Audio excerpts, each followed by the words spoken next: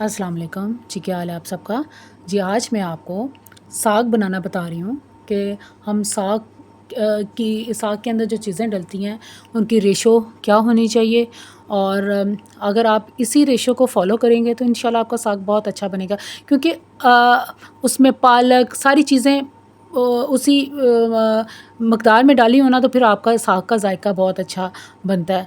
मैं आपको इसको इंशाल्लाह ताला पकाना बताऊँगी, और इसके बाद तड़का कैसे लगाना है और इसको और मज़ीद मज़ेदार कैसे बना सकते हैं, वो सारा तरीका मैं आपको बताऊँगी। ठीक है?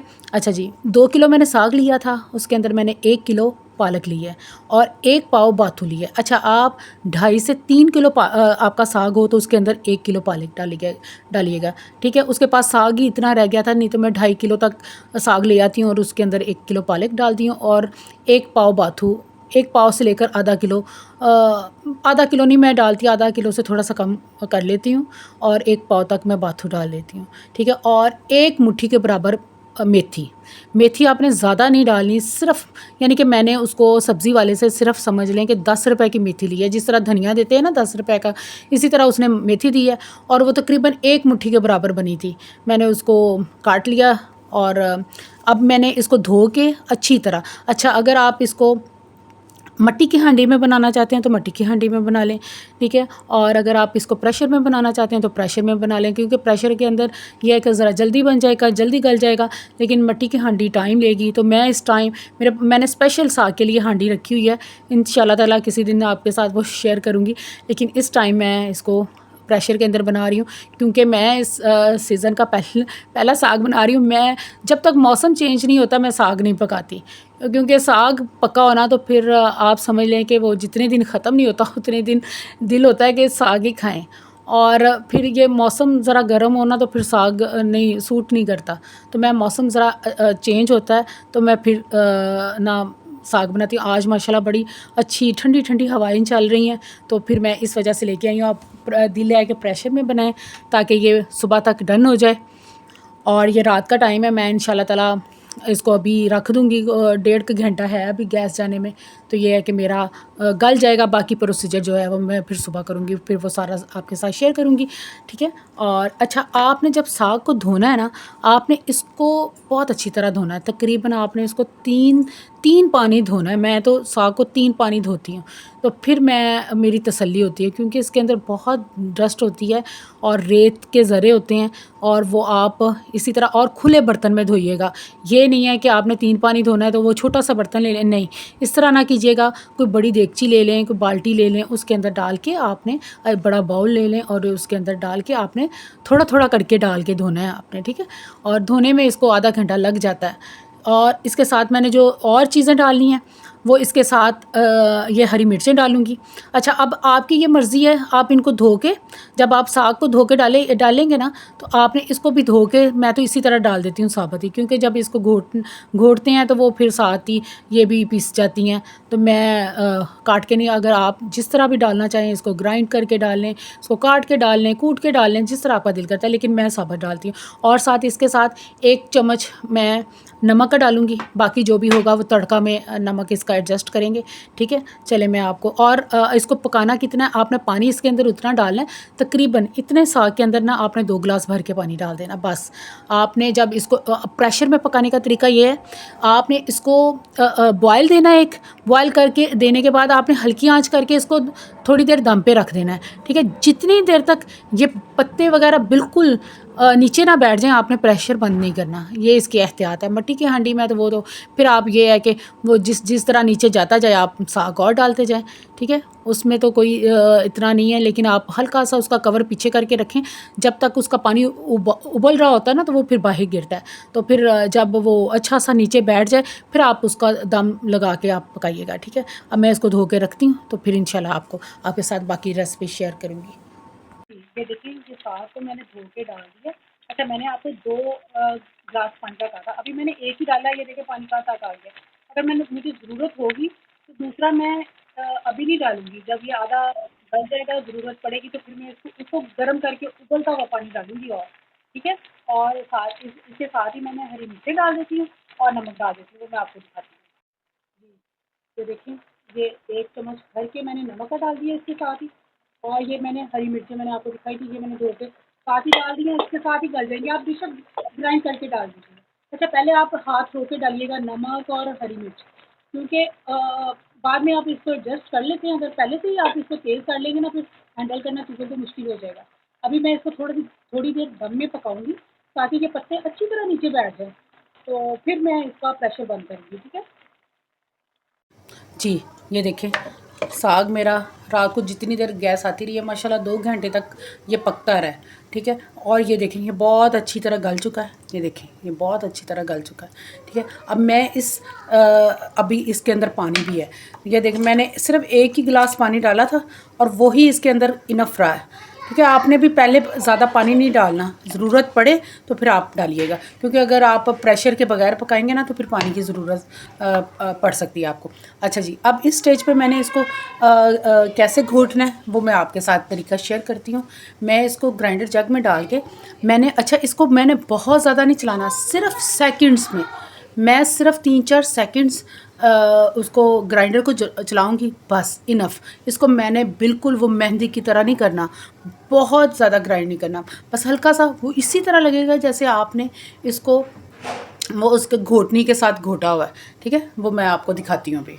ये मैंने जग के अंदर इसको डाला है। अच्छा, आपने पूरा जग नहीं भरना, क्योंकि उसकी रीज़न यही है क्योंकि हमने सेकंड्स के अंदर चलाना है, और उसमें फिर अगर जग भरा होगा ना तो वो ऊपर वाली तय वैसे ही रह जाएगी। और नहीं, आपने थोड़ा और साथ जो लिक्विड है ना, और वो आपने साथ साथ इसके अंदर डालते जाना, थोड़ा थोड़ा आप करते जाएं, और जैसे पूरा हो जाता है मैं आपको दिखाती हूँ। मैं आपको ये ग्राइंडर चला के दिखाती हूँ कि कितने सेकंड मैंने चलाया है। जी, ये देखें ये मैंने जग के अंदर डाल दिया और मैंने ग्राइंडर के ऊपर रख दिया है। अच्छा, अब देखिए मैं कितनी देर इसको चला रही हूँ, ये देखिए बस बस ये देखें चलाया और बंद कर दिया, बस इतना आपने चलाना है। ये देखें ये बिल्कुल मैशी नहीं हुआ, वो हल्का हल्का सा पता चल रहा है कि आपने ये वो तरीका है कि पता चलेगा कि आपने बहुत अच्छी तरह साग को घोटा हुआ है, ठीक है। मैं सारा इसी तरह कर लूँ फिर मैं आपको दिखाती हूँ। जी, ये देखें ये माशाल्लाह ये साग अब बन रहा है, ये देखें लग रहा है ना कि कैसे वो जान लगा के घोटा हुआ है, ठीक है। और ये मैंने आपके सामने सारा प्रोसीजर किया है, ठीक है। अभी इसके अंदर लिक्विड है, तो इसका हम लिक्विड अभी खुश करेंगे, फिर मैं आपको आगे बताती हूँ कि इसको आगे हमने इसके अंदर क्या चीज़ ऐड करनी है कि जो इसका सारा लिक्विड जो है ना वो ऑब्जॉर्व कर लेगी, ठीक है। अब इसके ना बबल्स बहुत उड़ेंगे, इसके छींटे उड़ेंगे, बाहर निकलेंगे, और आपने अब इसको क्या करना, आपने इसको डोई को इस तरह रख के, जो भी डोई यूज़ करें, चमचा यूज़ करें, अब आपने इसका कवर ऐसे करके, बिल्कुल कवर करके नहीं पकाना, अब ताकि छींटे जो है ना वो इर्द गिर्द ना गिरें और आपका चूल्हा और दीवारें ना ख़राब हो जाएं। तो अब आपने इसका आधा पानी इसका इस तरह ड्राई कर लेना, ठीक है। तकरीबन 10 मिनट तक ये पकता रहेगा, तेज़ आंच पे रख दें, फिर मैं आपको आगे तरीका बताती हूँ। आपने इसी स्टेज पे ना इसका नमक वगैरह चेक कर लेना है, ठीक है। मुझे नमक कम लगा है, मैंने 1 चम्मच आपके सामने पहले डाला था और ये 1 चम्मच मैं अब डाल रही हूँ, ठीक है। बाकी जो है वो तड़के पे हम एडजस्ट कर लेंगे। अच्छा, हरी मिर्चें मेरी माशाल्लाह जितनी मैंने डाली थी वो इसमें बराबर है, और मैं सिर्फ 1 से 2 जो है ना वो तड़का बनाते हुए लगाऊंगी, ज़्यादा नहीं डालूँगी, ठीक है। और अब मैं इसको अच्छी तरह पानी इसका आधा मैंने ड्राई कर लेना, फिर मैं आपको दिखाती हूँ। जी, ये अब आधा पानी इसके अंदर ड्राई हो चुका है, ये देखेंगे मैं आपको दिखाती हूँ, ये देखिए, ठीक है। अच्छा, अब आपने क्या करना है कि आपने ये एक घोटनी ले लेनी है, अगर आपके पास है, नहीं है तो उसका भी हल मैं बता देती हूँ, ठीक है। ये आप मेरे पास है, मैंने इसको इसके साथ अब साथ साथ घोटना है। और अब मैं आपको बताती हूँ, मैंने ना ये 2 टेबलस्पून मैंने आटा लिया। अच्छा, अब मैंने ये दोनों टेबलस्पून इकट्ठे नहीं डाल देने, मैंने थोड़ा थोड़ा करके, ये देखिए मैंने सिर्फ इतना इतना करके हल्का सा इसके ऊपर छिड़क के और साथ साथ मैंने इसको घोटते जाना है। ये देखें मैं आपको दिखाती हूँ, ये देखें हल्का हल्का मैंने किया है, और मैंने इसको, क्योंकि इसके अंदर लम्स नहीं कोई रहना चाहिए, ठीक है। आपने इसको अच्छी तरह घोट लेना है, ठीक है। और ये देखें फिर से मैं थोड़ा सा आटा डालूँगी। अच्छा, ये मैंने गंदम का आटा लिया, आप इसके अंदर मकई का आटा भी डाल सकते हैं, ठीक है, अगर खालिस है। नहीं तो वो अगर मिलावट वाला होगा ना तो वो इसके अंदर ना वो जिस तरह रेत का आता है ना जायका, उस तरह आता है फिर साग के अंदर। ये देखें, ये हल्का हल्का आपने डालते जाना है और जब तक ये अच्छी तरह इसके अंदर मिक्स नहीं ना हो जाएगा, आपने और आटा नहीं डालना। और फिर देखेंगे कि कितना आटा डलता है। ले मैं ये डालूँ, फिर मैं आपको दिखाती हूँ कि मैंने कितना आटा इसके अंदर डाला है। ये मैं कर लूँ सारा, फिर मैं आपको दिखाती हूँ। जी ये मैंने आपको दिखा दूँ, ये तकरीबन मेरा ये इतना आटा बच गया है। ठीक है, मैंने 2 टेबलस्पून जो थे ना, मैंने बहुत हीप लिए थे, यानी कि ऊपर जिनका पहाड़ बन जाता है इस तरह। और आप समझ लें कि 2 टेबलस्पून मेरे लेवल करके मैंने इसके अंदर डाले हैं। ठीक है, और मुझे ये इनफ लगा है। अब ये है कि मेरी गैस चली गई है। अब मैंने इसको घोट के, ये देखें, अब इसके अंदर कोई आटे का लम्स नहीं है। ठीक है, आपने अच्छी तरह घोटना। अगर आपके पास ये घोटनी नहीं है ना, तो आप डोई के साथ भी आप थोड़ा थोड़ा डालते जाएं और अच्छी तरह उसको मिक्स करते जाएं। जब पहला मिक्स जितनी देर तक ना हो जाए, आपने उतनी देर तक दूसरा आटा नहीं डालना।